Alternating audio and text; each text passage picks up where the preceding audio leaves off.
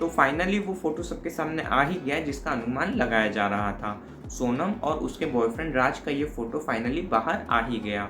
अब चीज़ों को कितना ही छुपा लो, पर वह एक न एक दिन बाहर आ ही जाती है।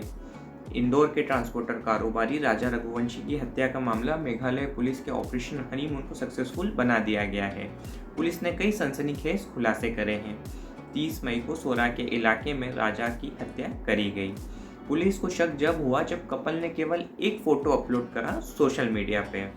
हत्या के बाद सोनम ने राजा के सोशल मीडिया के अकाउंट से 2:15 पर एक पोस्ट करा जिस पर उसने लिखा था 7 जन्मों का साथ। इससे सोनम पर शक और ज़्यादा गहरा गया।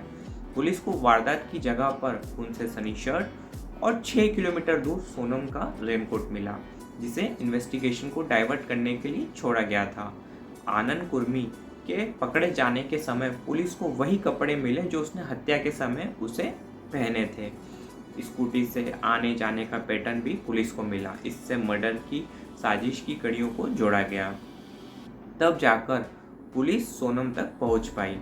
रघुवंशी परिवार ने कपल को हनीमून पे जाने से मना करा था क्योंकि उनके पंडित जी ने बोला था अभी राजा का अच्छा समय नहीं है, लेकिन सोनम ने किसी की बात नहीं मानी और जाने के लिए टिकट करा लिया था, लेकिन वापस आने का टिकट नहीं कराया था क्योंकि उसने तो पहले से ही मर्डर का प्लान कर रखा था। सोनम ने राजा को गोल्ड चेन पहनने को बोला था क्योंकि वह उसका गोल्ड हड़पना चाहती थी। सोनम ने मर्डर करने के लिए उनके साथी को 20 लाख रुपए तक दिए थे। यह मंजर ने हर किसी के दिल को झंझोड़ दिया। अपनी शादी में राजा रघुवंशी सोनम की मांग में सिंदूर भरते हुए बड़े खुश नजर आ रहे हैं, लेकिन वहीं सोनम के चेहरे पर गंभीरता और गुस्सा साफ नजर आ रही है। सोनम ने शादी में ही कत्ल का प्लान बना लिया था। राजा रघुवंशी पूरी तरीके से खुश थे। शादी के बंधन में बंधने की खुशी उनके चेहरे पर साफ नजर आ रही है। सोनम भी शादी के लाल जोड़े में राजा की दुल्हनिया बनी। हर किसी ने ये उम्मीद करी थी ये कपल अब यहाँ से एक नई शुरुआत करेंगे, लेकिन वक्त, किस्मत और सोनम को तो कुछ और ही मंजूर था। मेघालय के शिलोंग के पर्यटन स्थल पर इंदौर के निवासी राजा रघुवंशी की गुत्थी वहां के पुलिस ने अब पूरी तरीके से सुलझा ली है। पुलिस ने इस मर्डर केस के मामले में बताया कि जिस धारदार हथियार से राजा को मारा गया था वह हथियार बिल्कुल नया था। इससे यह पता चला कि यह हत्या सुनियोजित तरीके से करी गई। उसके लिए हथियार खरीदे गए थे। बाद में राजा का शव खाई में फेंक दिया गया था।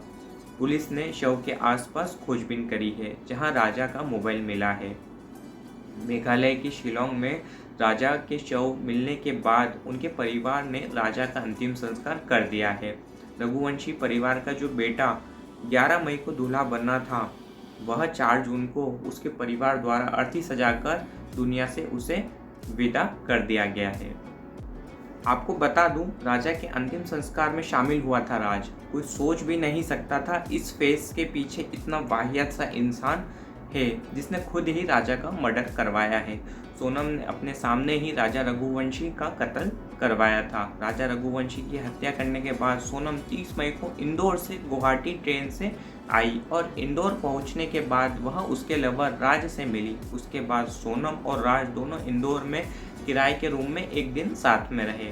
उसके बाद ड्राइवर ने उसे बनारस छोड़ा और उसके बाद बनारस से वह गाजीपुर पहुंच गई।